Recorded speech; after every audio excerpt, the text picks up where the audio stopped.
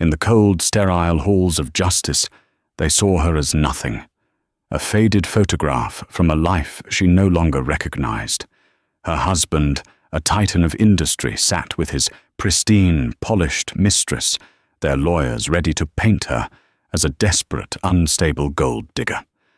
They were prepared for her tears, her pleas, her anger, but they weren't prepared for the worn-out double stroller she pushed through the courtroom doors.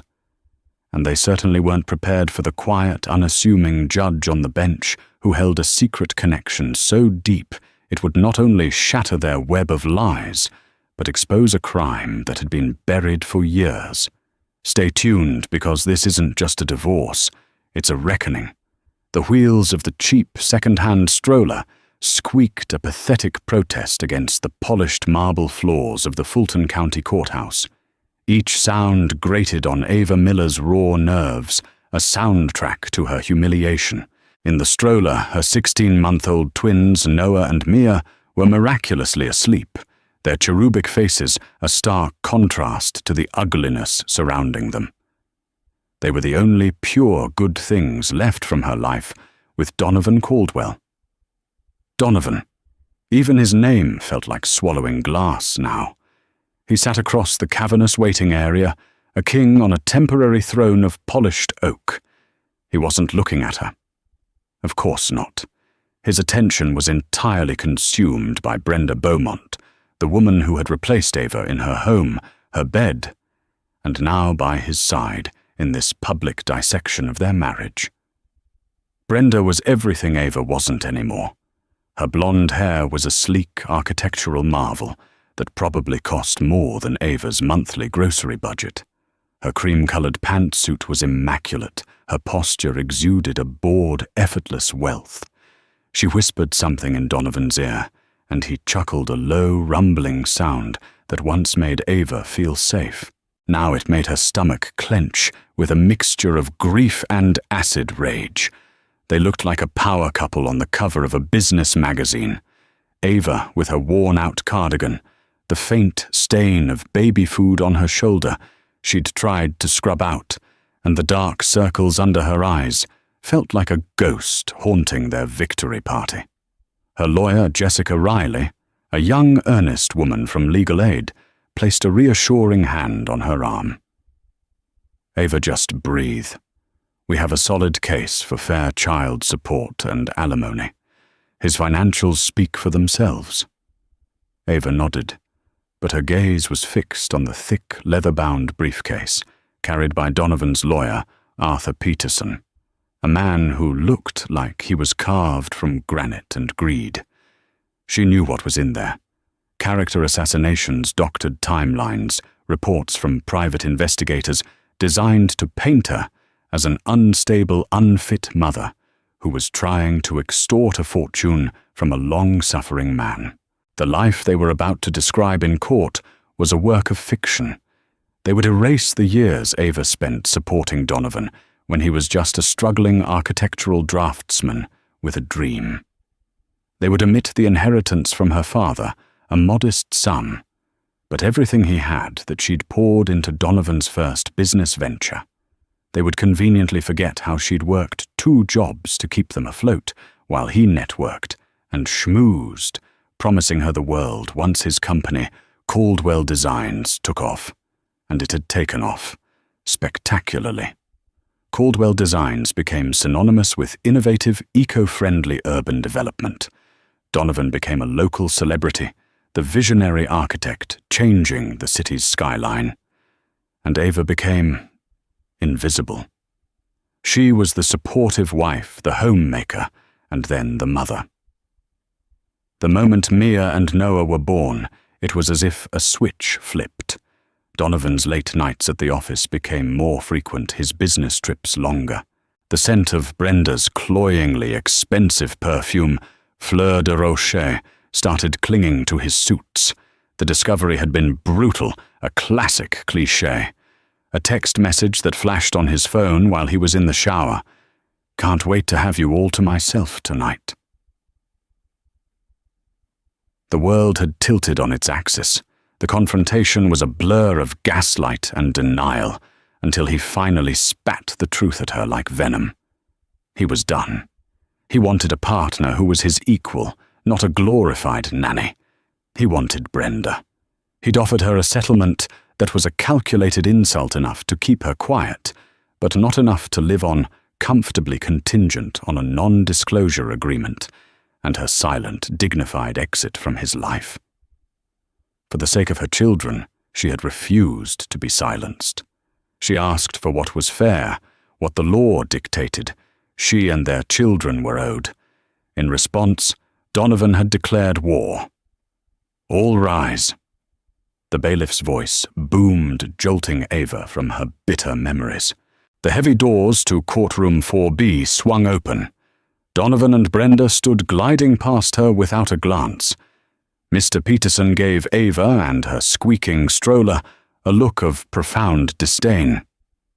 Jessica helped her maneuver the stroller through the doorway. The courtroom was intimidating, all dark wood and imposing flags.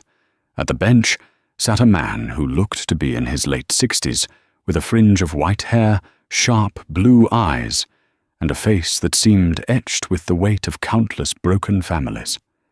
A small plaque on the bench read, "Judge Robert Finnegan." He looked over his spectacles, his gaze sweeping the room. It lingered for a moment on the stroller, a flicker of something unreadable in his eyes, before settling on the lawyers. "Let's begin," Judge Finnegan said, his voice calm and authoritative. "We are here today for the matter of Caldwell vs. Caldwell. Mr. Peterson, you may begin." Mr. Peterson rose, buttoning his suit jacket. "Thank you, Your Honor. We are here today to bring a swift and equitable end to a regrettable situation. My client, Mr. Donovan Caldwell, a pillar of this community and a respected business leader, has been more than generous in his attempts to dissolve this marriage amicably. Unfortunately, Ms. Miller has responded with unreasonable and frankly avaricious demands based on a wildly inflated sense of entitlement." Ava flinched as if struck. Avaricious demands. He made it sound like she was asking for a private jet, not enough money to ensure her children had food, housing, and health care. Mr. Caldwell will be seeking full custody of the minor children, Noah and Mia Caldwell. Peterson continued, his voice smooth as silk. A gasp escaped Ava's lips. Jessica's hand shot out to grip her wrist. This was new, a devastating escalation. Peterson smirked. "We have reason to believe that Ms. Miller's current emotional state and living situation are not conducive to a stable environment for the children. Mr. Caldwell, along with his partner, Ms. Brenda Beaumont, can provide a level of stability and resource that Ms. Miller simply cannot." Brenda sat up a little straighter, a faint, compassionate smile gracing her lips, as if she were a saint volunteering to rescue orphans. Judge Finnegan held up a hand. "Custody was not the primary motion for this hearing, Mr. Peterson. Let us first address the financial dissolution and support claims. We will address custody in due course should it be necessary." His eyes, however, once again flickered towards the sleeping twins. The battle had begun, and as Ava looked from her sleeping children to the man she once loved, and the woman who had helped him destroy her, she knew this wasn't just a fight for money.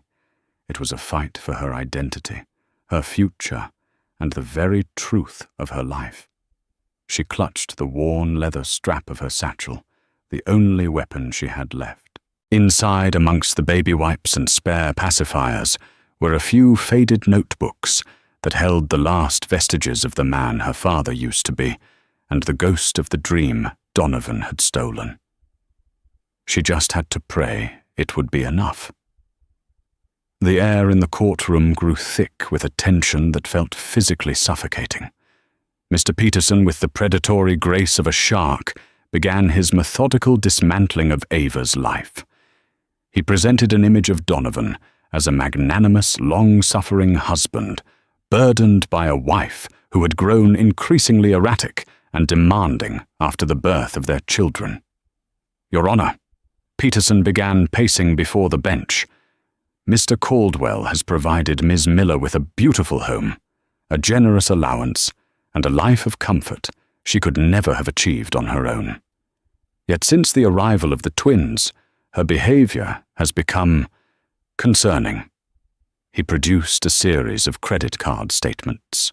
Here we have charges for multiple high-end baby items, organic food deliveries, specialist consultations, an expenditure pattern that far exceeds the generous allowance Mr. Caldwell was providing. Jessica Riley stood up, her voice firm despite her youth. "Objection, Your Honor. Those are standard expenses for the care of 2 infants. My client was ensuring her children received the best possible care." "The best or the most expensive?" Peterson retorted without missing a beat. "Is it standard care to hire a sleep consultant for $500 an hour, or to import specialty formula from Switzerland when domestic brands are perfectly adequate?" Ava felt her face burn with shame. He was twisting her love, her maternal anxiety, into a weapon against her. The sleep consultant was a desperate act after weeks of sleepless nights with 2 colicky babies. The Swiss formula was the only one that didn't leave Mia screaming in pain from reflux. But in Peterson's telling, she was a frivolous spendthrift, squandering her husband's hard-earned money. Next, he called a witness their former nanny, a young woman named Tiffany.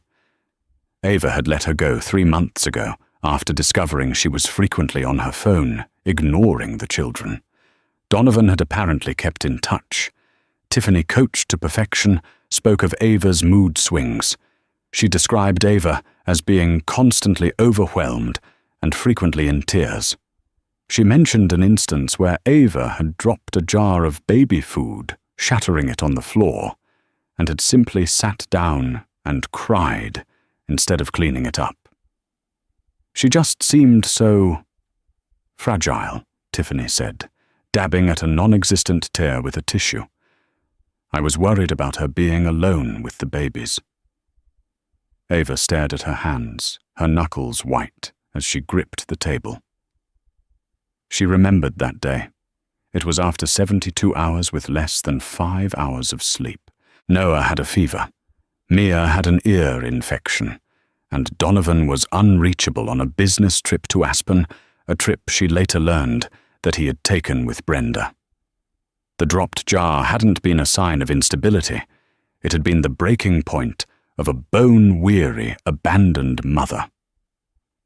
Judge Finnegan listened impassively, his face a mask of judicial neutrality. He made occasional notes, his pen scratching quietly in the silent room. His gaze would sometimes drift to the twins, who had started to stir, making soft, sleepy sounds. Then Peterson turned his attention to Brenda Beaumont, calling her to the stand, not as a mistress, but as a concerned party. Brenda moved with a serene confidence, taking the oath with a hand on the Bible that looked like a blasphemy to Ava. "Ms. Beaumont." Peterson began gently. "How long have you known Mr. Caldwell?"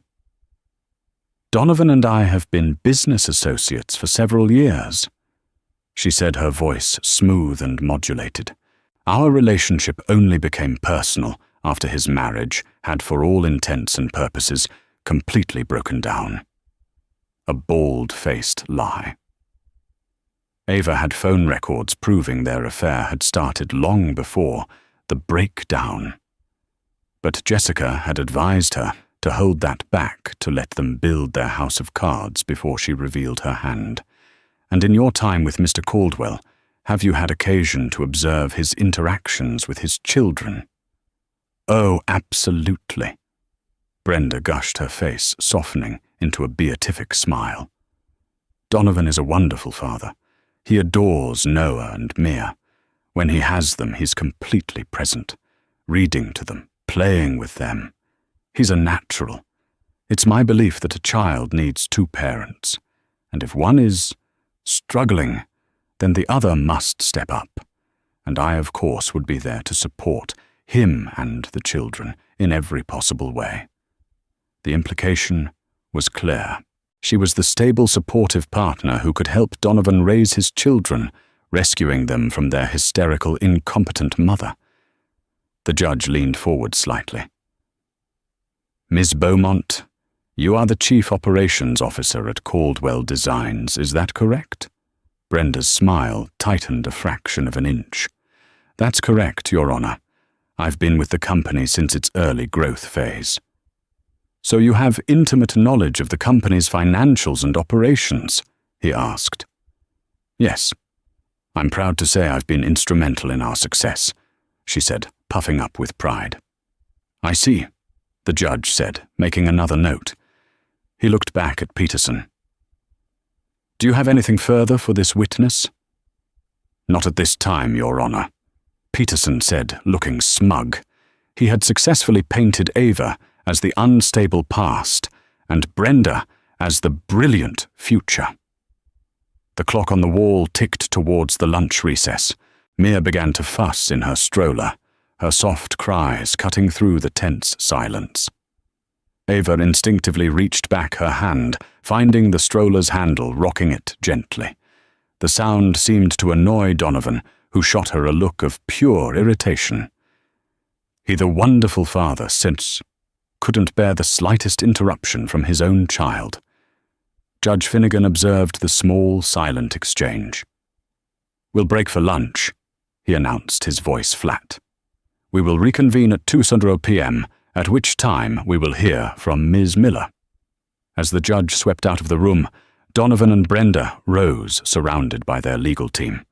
They walked right past Ava's table. As Brenda passed, she paused for a microsecond, her eyes flitting down to the fussing baby, and then up to meet Ava's. There was no sympathy in her gaze, only a cold, triumphant pity. The look said, "You've already lost. This is just a formality." Ava's heart hammered against her ribs. Humiliation washed over her in a cold wave. They had twisted every sacrifice, every moment of a mother's struggle into a weapon of shame. They had assassinated her character with surgical precision. As she tended to Mia, changing her diaper on a portable mat on the floor of the public restroom, she felt a profound despair. How could she fight this? How could she, with her worn-out cardigan and her legal aid lawyer, stand against the mountain of wealth, power, and lies that Donovan and Brenda had constructed? She looked at her daughter's innocent face, then at Noah, who was now awake and babbling softly. They were all she had. They were the reason she couldn't give up. Wiping her tears with the back of her hand, she packed up the diaper bag and dug into her satchel, past the baby supplies. Her fingers brushed against the hard covers of the old notebooks. They felt flimsy, insignificant against the weight of the opposition. But they were all she had. They were the truth. And as she headed back to the courtroom, she prayed to a God she wasn't sure she believed in, any more that the truth, for once, would be enough. The afternoon session began with a heavy stillness. The lunch break had done nothing to dissipate the tension. It had only allowed it to marinate. When the bailiff called her name, Ava Miller, to the stand, a tremor went through Ava's body. This was it. She settled into the witness box, the wood cool and unyielding against her back. Jessica gave her an encouraging nod. Across the room, Donovan watched her, his expression a mask of detached boredom, while Brenda whispered to him, a slight smirk playing on her lips. They looked like spectators at a dull play, waiting for the final predictable act. Jessica began with gentle grounding questions, allowing Ava to find her voice. She asked about when she met Donovan, their early years, the dreams they had shared. Ava's voice was soft at first, but it gained strength as she spoke of a time before the bitterness, before the betrayal. "We met in college," Ava said, looking not at Donovan but at a point on the far wall. "He was brilliant, full of ideas. I was studying business administration. My late father, Arthur Pendleton, was a structural engineer. Not famous, but he was a genius in his own way. He was always sketching, always designing. He believed architecture could be kind, sustainable, good for the planet and the people living in it. A flicker of annoyance crossed Donovan's face. Mr. Peterson shifted in his seat, ready to object to the irrelevant tangent. Jessica prompted her. "And did your father share these ideas with Donovan?" "All the time." Ava said, a sad smile touching her lips. Dad loved Donovan. He saw him as the son he never had. They would spend hours in my father's workshop, poring over his notebooks. My father was old school. Everything was hand-drawn with meticulous notes in the margins. "Your Honor," Mr. Peterson interjected, his voice dripping with condescension. "While this trip down memory lane is undoubtedly touching, I fail to see its relevance to spousal support calculations. I believe my client is establishing the foundation of the marital partnership, Your Honor," Jessica countered smoothly, "and the non-financial contributions she and her family made to Mr. Caldwell's eventual success. If I may have a moment." Judge Finnegan waved a hand. "Proceed, Ms. Riley, but get to the point." Jessica walked back to their table and picked up Ava's worn satchel. From it, she pulled out 3 thick, leather-bound Ayaho notebooks. Their covers faded and the corners softened with age. "Your Honor, I would like to enter these into evidence as Miller Exhibits A, B, and C." She placed them on the clerk's desk. They looked ancient and insignificant next to the glossy-bound presentations from Peterson's team. "Ms. Miller," Jessica said, turning back to her, "can you identify these items?" "They were my father's," Ava said, her voice now clear and steady. "They're his design journals. They contain years of his concepts, his theories, his sketches on sustainable urban development." Donovan let out a short, derisive laugh. Brenda rolled her eyes so extravagantly it was almost a theatrical performance. "And why have you brought them here today?" Jessica asked. When Donovan started Caldwell Designs, Ava explained, her gaze finally locking with her husband's. "We had nothing. I gave him the $30,000 my father left me for seed money. But the real seed money, the intellectual capital, it was all in these books, the core concepts for the Viridian Tower, Donovan's breakthrough project, the rainwater reclamation system, the passive solar heating design. It's all in Notebook B, page 47. A murmur went through the courtroom. Mr. Peterson was on his feet instantly. "Objection. This is a baseless and fantastical accusation. My client is a celebrated architect, a visionary. Is this court seriously entertaining the notion that his success is based on the scribbles of an amateur hobbyist?" "My father was not a hobbyist," Ava shot back, her voice ringing with sudden fire.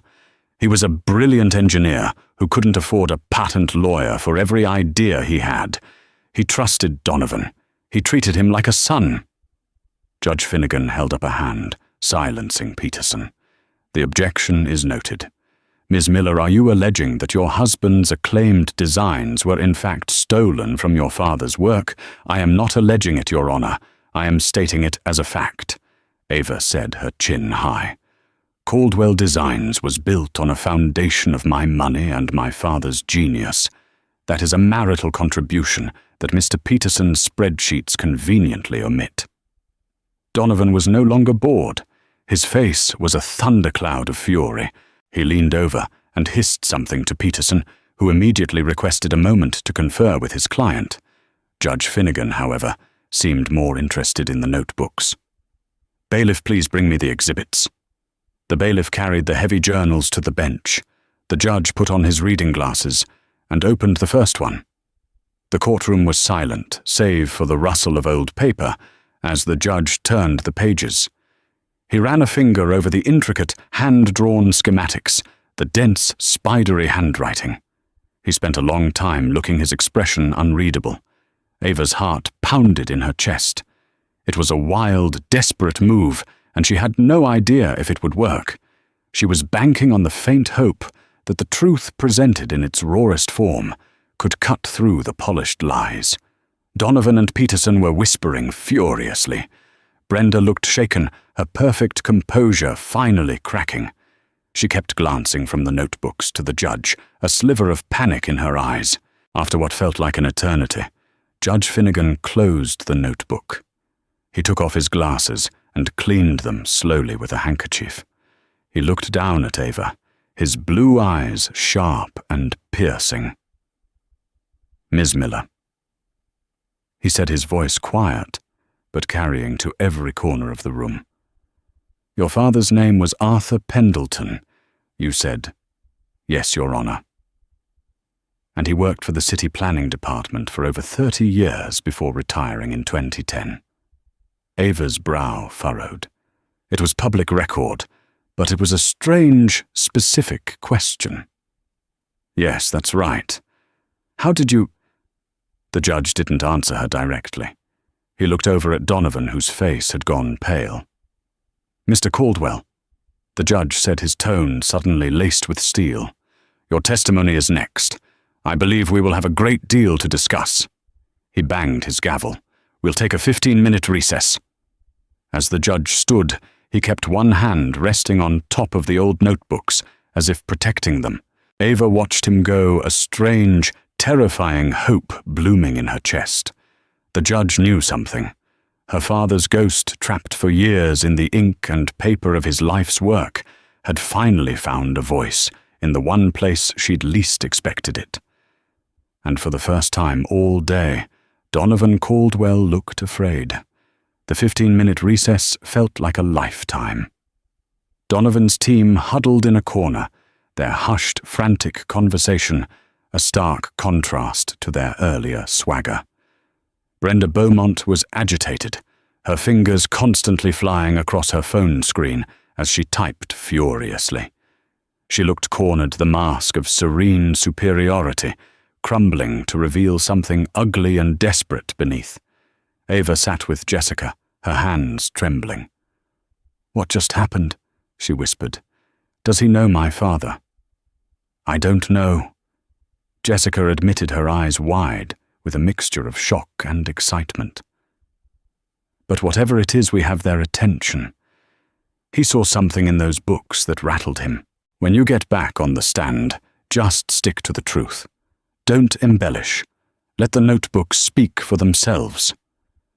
When the court reconvened, the atmosphere had shifted irrevocably. The air crackled with anticipation. Judge Finnegan returned to the bench, his expression grim. The notebooks remained beside him, a silent, powerful presence. Donovan Caldwell was called to the stand. He tried to project his usual aura of confident charm, but it was a brittle facade. His smile didn't reach his eyes, and a muscle twitched in his jaw. Mr. Peterson began his questioning, attempting to regain control of the narrative. "Mr. Caldwell, let's address this outlandish accusation. Your ex-wife has suggested that your architectural achievements were stolen from her late father. Could you please tell the court about your relationship with Arthur Pendleton?"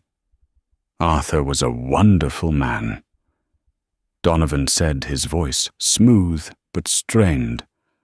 "A sweet, kind soul with a passion for engineering. I was very fond of him. We had many conversations about design, it's true. He was a great sounding board in my early days." "And his notebooks?" Peterson prompted. "Did you ever look at them?" "Of course," Donovan said with a magnanimous shrug. He was very proud of them. They were full of interesting ideas, theoretical concepts. But with all due respect to Arthur, they were amateurish. They lacked the practical application, the understanding of modern materials, science, and zoning laws required to make them a reality. They were pipe dreams, not blueprints. He was trying to diminish Arthur Pendleton, to patronize his memory, and dismiss his life's work. Ava felt a surge of rage. It's a common practice for artists and creators to be inspired by many sources. Donovan continued warming to his theme. I may have seen a concept in his books that sparked a thought, which led to another thought, which after thousands of hours of work by myself and my team of highly paid professionals evolved into a viable award-winning design. To suggest its theft is not only insulting to me, but it's a fundamental misunderstanding of the creative process. He leaned back, looking pleased with himself. He had spun a plausible, condescending tale. Judge Finnegan had been listening intently. Now he leaned forward, his eyes fixed on Donovan. "Mr. Caldwell, I'm looking at Exhibit B, page 47, the design for a heliotropic facade with integrated grey water filtration. The schematics are incredibly detailed." Donovan's smile faltered. "As I said, Your Honor, an interesting concept, but—" "It's more than a concept," the judge interrupted, his voice sharp. "It's a fully articulated mechanical design, and it looks remarkably similar to the patented sun swivel facade on your Viridian Tower, the one that won you the Pritzker Architectural Prize. The principles may be similar, but my design was developed independently." Donovan insisted, his voice rising slightly. "Independently." The judge echoed a note of disbelief in his voice. He opened another notebook, Exhibit C. "Let's turn to page 112. Here your father-in-law details a method for reinforcing concrete with recycled polymer fibers, creating a lighter, more tensile building material. He even gave it a name: Arthrocrete. Is it just a coincidence, Mr. Caldwell, that the signature material used in your Oasis residential project is a patented composite called Caldcrete, which a cursory search reveals uses the exact same polymer fiber integration method?" Donovan was speechless. His face was ashen. He looked at Mr. Peterson, who seemed equally stunned into silence. The judge wasn't finished. He continued, his voice low and dangerous. "For 10 years before I was appointed to the bench, I was a patent attorney. But before that, for a very long time, I was a junior engineer at the city planning department. My mentor, the man who taught me everything I know about structural integrity and professional ethics, was a senior engineer named Arthur Pendleton." A collective gasp went through the courtroom. Ava felt the air leave her lungs. Jessica grabbed her hand under the table, squeezing hard. Donovan looked like he had seen a ghost. "I knew your father-in-law, Mr. Caldwell." The judge said, his gaze like chips of ice. "I worked with him for 5 years. I spent countless hours in his workshop. I recognize his handwriting like I recognize my own. I also recognize his signature, which he put on the bottom of every completed design." The judge turned the notebook around, though it was too far for most to see. "Like this one here, at the bottom of the Arthrocrete design. AP, with a small stylized drawing of a cantilever bridge." He looked directly at Donovan. He called it his mark of integrity. "Tell me, Mr. Caldwell, how did a design complete with my mentor's personal mark of integrity end up in your patent application filed 3 years after his death?" The courtroom was utterly silent. The Titan was unraveling on the stand. His arrogance had evaporated, replaced by the raw, primal fear of a man caught in an inescapable trap. He opened and closed his mouth like a fish, but no sound came out. Mr. Peterson jumped to his feet. "Your Honor, I must strenuously object. You are using personal privileged information to question my client. You should have recused yourself. Recused myself." Judge Finnegan thundered, his voice filling the room. "On what grounds, Mr. Peterson? I had no idea who Ava Miller's father was until she stated his name in this courtroom 30 minutes ago. I had no prior knowledge that the evidence presented would pertain to a man I once knew. What I have is a first-hand expert ability to recognize intellectual property theft when it is staring me in the face. Your objection is overruled. Sit down." Peterson sank back into his chair, defeated. The judge turned his piercing gaze back to Donovan. "Mr. Caldwell, I'm going to ask you again under oath. Did you or did you not take Arthur Pendleton's designs, claim them as your own, and build your entire business empire upon them?" Donovan stared, trapped in the harsh spotlight of the truth. His empire, his reputation, his entire fabricated life was crumbling around him, all because of a few dusty notebooks and the terrible coincidence of a judge who remembered the quiet integrity of a good man. The silence in the courtroom was a living thing, heavy and absolute. Every eye was on Donovan Caldwell, who sat cornered in the witness box, the color drained from his face. The charming visionary was gone, replaced by a pallid, sweating fraud. Judge Finnegan's words hung in the air, an indictment far more powerful than any legal argument Jessica could have made. "Mr. Caldwell," the judge repeated his voice, dropping to a low, chilling calm, "the court is waiting for your answer." Donovan swallowed hard, his Adam's apple bobbing.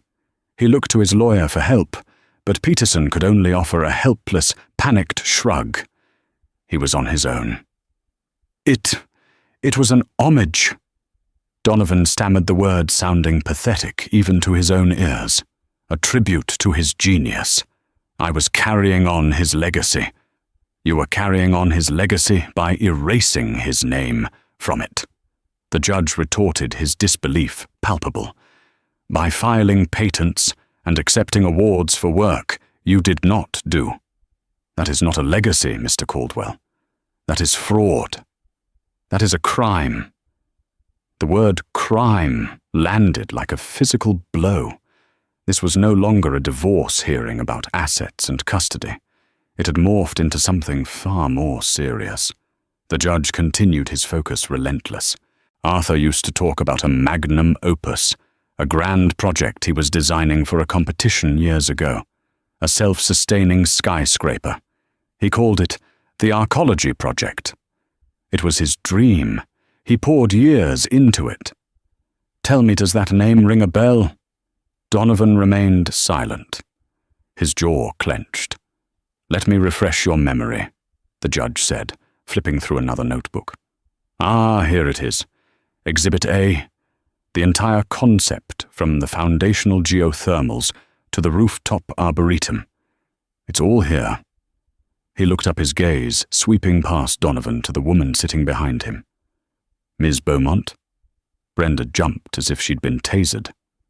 "As Chief Operations Officer, you were instrumental in the company's success, you said. You would have been deeply involved in the initial public offering of Caldwell Designs 5 years ago, correct?" "Yes, Your Honor," Brenda said, her voice a thin, reedy whisper. "Then you would be familiar with the prospectus filed with the SEC." The judge continued, "The one that outlined the company's intellectual property assets, the crown jewel of which was a massive city-sanctioned development project currently under construction down at the waterfront." He paused for effect, letting the pieces click into place for everyone in the room. "A project called the Arcadian." Ava's hand flew to her mouth. The Arcadian. It was Donovan's biggest project, a multi-billion-dollar development that had made him a legend in the city. He had told everyone the name was inspired by a utopian dream. But it wasn't. It was a bastardization, a clumsy theft of her father's Arcology project. "Ms. Beaumont," the judge's voice was like a surgeon's scalpel, "the SEC filing for the Arcadian project's initial patent portfolio. Who was the signatory on the original design patents, who attested that the work was the original creation of Donovan Caldwell?" Brenda's carefully constructed composure shattered. Her face, which had been a mask of cool confidence, was now a canvas of pure terror. I don't recall the specifics." "Oh, I think you do," the judge said grimly. He gestured to the clerk.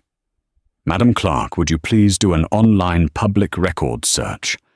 I want the incorporation documents for Caldwell Designs LLC from 12 years ago, and the initial patent filings for USPTO number 7, 432, 118, Integrated Systems for a Self-Sustaining Structure.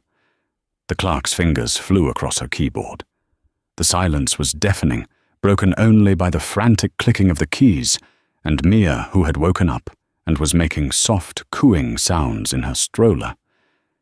That gentle sound was a surreal counterpoint to the utter destruction unfolding. After a moment, the clerk's voice rang out, clear and precise. Incorporation documents for Caldwell Designs show 2 initial partners, Donovan Caldwell and Brenda Beaumont. A wave of shock rippled through the gallery. Brenda hadn't just been an employee who came on later. She was a founding partner. She had lied under oath. And the patent signatory, Madam Clark, the judge asked, though he already seemed to know the answer. The application for Patent 7-432-1118 was filed by Donovan Caldwell, the clerk read. The sworn declaration of originality was witnessed and co-signed by Brenda L. Beaumont. It was the final nail in the coffin, a conspiracy laid bare. Brenda wasn't just the other woman who had wrecked a marriage. She was the accomplice who had helped Donovan build his empire on stolen dreams. She was there from the very beginning, helping him launder another man's genius and present it as his own. Her instrumental role in the company's success was as a co-conspirator. The judge leaned back, the full weight of his revelation settling over the room. "So let me see if I have this correct," he said, his voice dripping with icy contempt. "Mr. Barreau, Caldwell, you took the life's work of your fiancé's trusting father.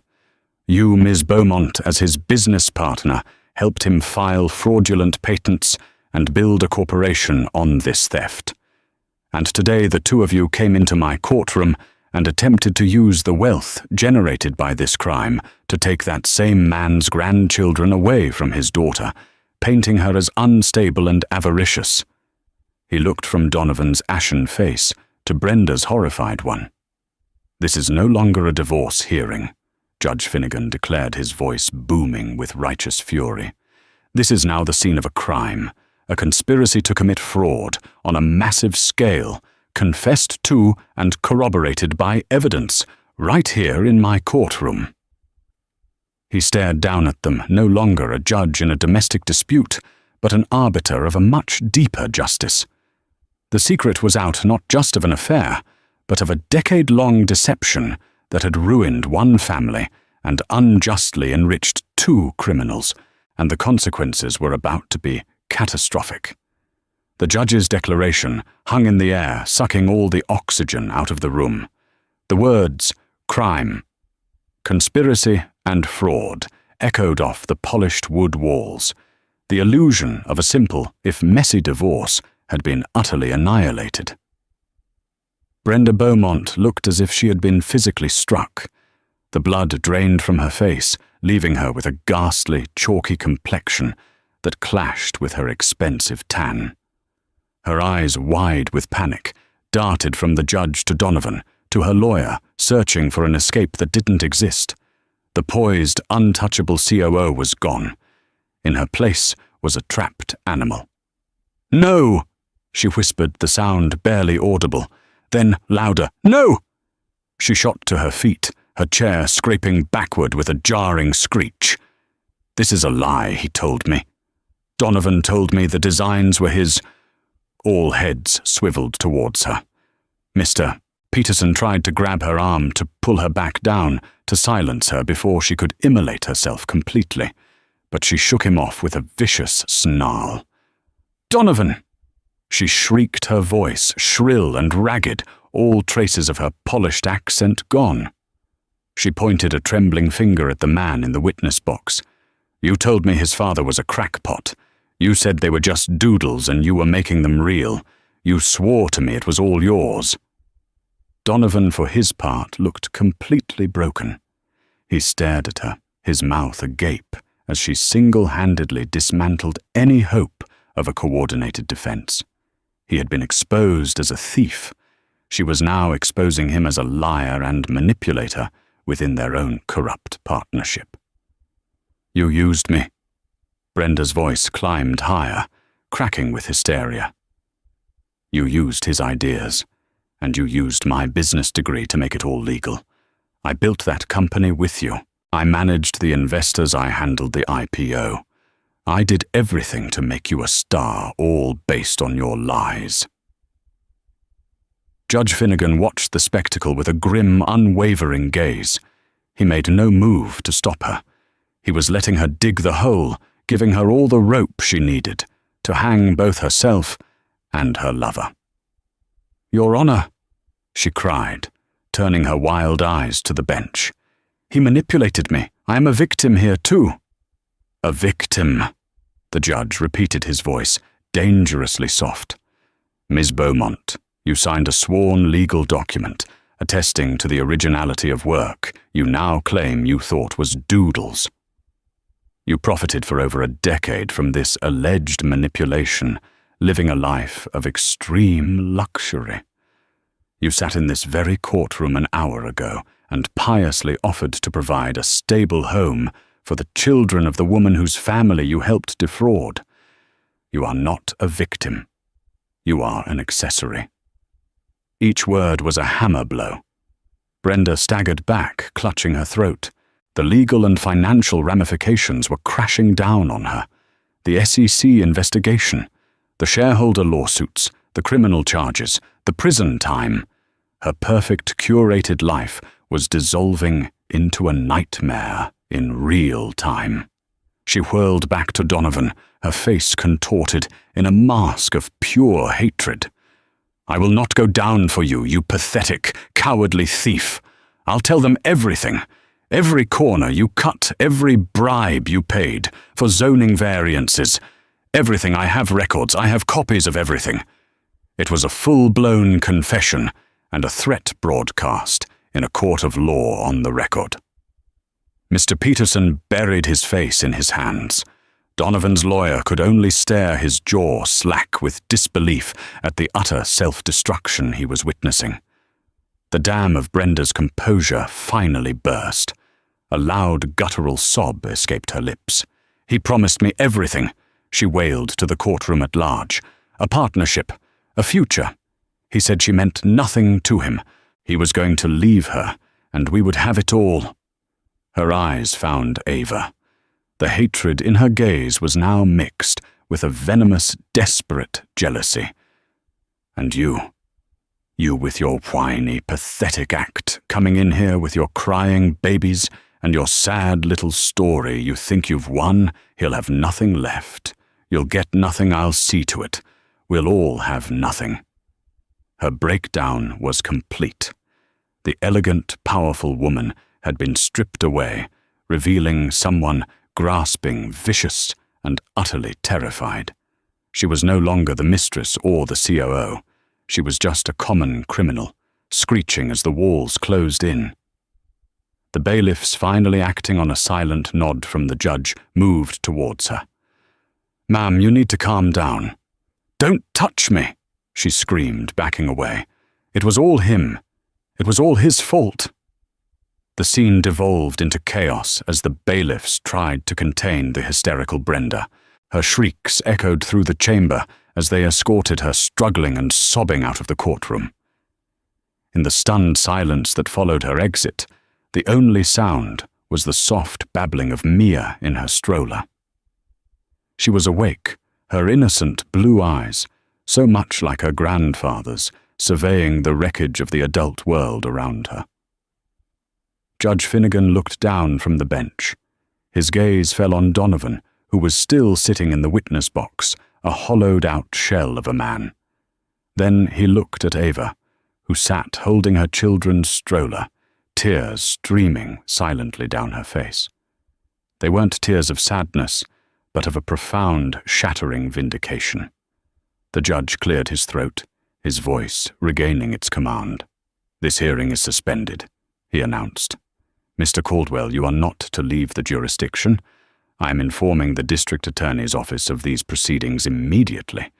I expect a criminal investigation to be launched into Caldwell Designs yourself and Miss Beaumont for at minimum felony fraud, perjury, and conspiracy." He banged the gavel, the sound like a gunshot in the silent room. The war Donovan had declared on Ava was over. He hadn't just lost a divorce case, he had lost everything. The aftermath of Brenda's meltdown was swift and decisive. The courtroom was cleared, but the shockwaves of what had transpired were just beginning to spread. As Ava stood shakily, Jessica at her side, a court officer approached them. "Judge Finnegan would like to see you and your counsel in his chambers," the officer said quietly, his tone respectful. Numbly, Ava nodded. She pushed the stroller down the now empty corridor, the squeaking of the wheels the only sound. The twins were both awake, looking around with wide, curious eyes, blissfully unaware that their entire future had been rewritten in the last hour. Judge Finnegan's chambers were lined with books, a stark contrast to the imposing courtroom. He was standing by the window, looking out over the city skyline, the Donovan that her father had helped shape. He turned as they entered, his stern, judicial demeanor replaced by a look of weary kindness. "Ms. Miller, Ava," he said, his voice gentle. "Please sit." He looked at the twins, a soft, sad smile on his face. Arthur used to talk about wanting grandchildren. He would have adored them. Tears welled in Ava's eyes again. "Thank you, Your Honor, for seeing the truth." "It wasn't me, my dear," he said, shaking his head. "It was your father. His integrity, his meticulous nature. It was all right there on the page. I was just the one fortunate enough to be able to read his language." He sighed. "I will be recusing myself from the remainder of your divorce proceedings, obviously. It wouldn't be appropriate for me to continue. However, before I do, I am issuing an emergency temporary order." He picked up a document from his desk. "Given the evidence of extensive financial fraud and the likelihood that Mr. Caldwell's assets will be frozen pending a criminal investigation, I am granting you sole, legal, and physical custody of the children, effective immediately. Furthermore, I am ordering an immediate liquidation of 10% of Mr. Caldwell's personal, non-corporate stock portfolio, a sum of approximately $5 million, to be placed in a trust for you and the children. This is to ensure their welfare while the larger financial mess is untangled. It is not alimony or a settlement. It is an immediate protective measure for the welfare of Arthur Pendleton's grandchildren." Ava was stunned into silence. $5 million. It was a sum so vast, so beyond her comprehension, after months of scrimping and saving, that it didn't feel real. It was security. It was a future. It was a home for her children, free from fear and uncertainty. I don't know what to say," she stammered. "You don't have to say anything," the judge said kindly. "Just be the wonderful mother I can see that you are. Your father was a good man, Ava. He deserved better than to have his legacy stolen. In a way, what you did today, you gave it back to him." Leaving the courthouse was a surreal experience. The sun seemed brighter, the air fresher. As they stepped outside, they were met with a small gaggle of reporters. Someone from inside the courtroom had leaked the story. "Ms. Miller, is it true that Donovan Caldwell's empire was built on fraud? Are criminal charges being filed?" Jessica stepped in front of Ava. "Ms. Miller has no comment at this time. She asks for privacy for her and her children." She guided Ava through the throng, a protective shield against the burgeoning scandal. A black town car pulled up. It was from Jessica's firm. The head of the Legal Aid Society had called her, having heard the news, and sent his personal driver.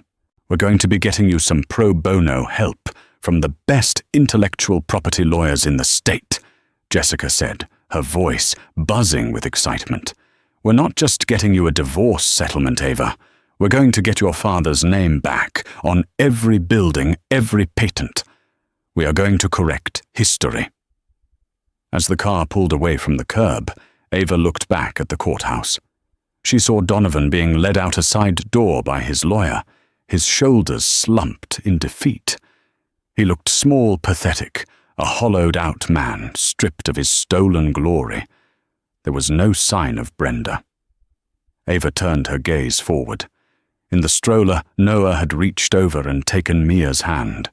They babbled to each other in their own secret language. A new life stretched out before them, one that would be difficult and complicated as the legal battles ensued, but it would be their own. It would be a life built not on lies or stolen dreams, but on the quiet strength of a mother who had refused to be broken, and the enduring legacy of a good man whose voice had finally been heard. The fight was far from over, but the war had been won. She had walked into that courthouse a poor, desperate wife. She was leaving as a guardian of a legacy, a protector of her children's future, and a woman who had, against all odds, found justice in the ghost-written words of her father's notebooks. Ava's incredible journey through the storm of betrayal and deceit is a powerful testament to the fact that truth, no matter how deeply buried, will always fight its way to the light. She walked into that courtroom with nothing but her love for her children and the quiet legacy of her father, and she emerged with justice. Her story reminds us that integrity is the one currency that can never be truly stolen, and that the strength of a mother is one of the most formidable forces on earth. The moment the judge recognized her father's work, and the instant the mistress's web of lies unraveled, justice wasn't just served, it was reclaimed. If you were moved by Ava's fight for truth and her family's legacy, please show your support by hitting the like button. Share this video with someone who needs to hear a story of resilience and ultimate vindication. And don't forget to subscribe to our channel and turn on notifications for more powerful, real-life stories where the underdog gets their day and the truth finally triumphs.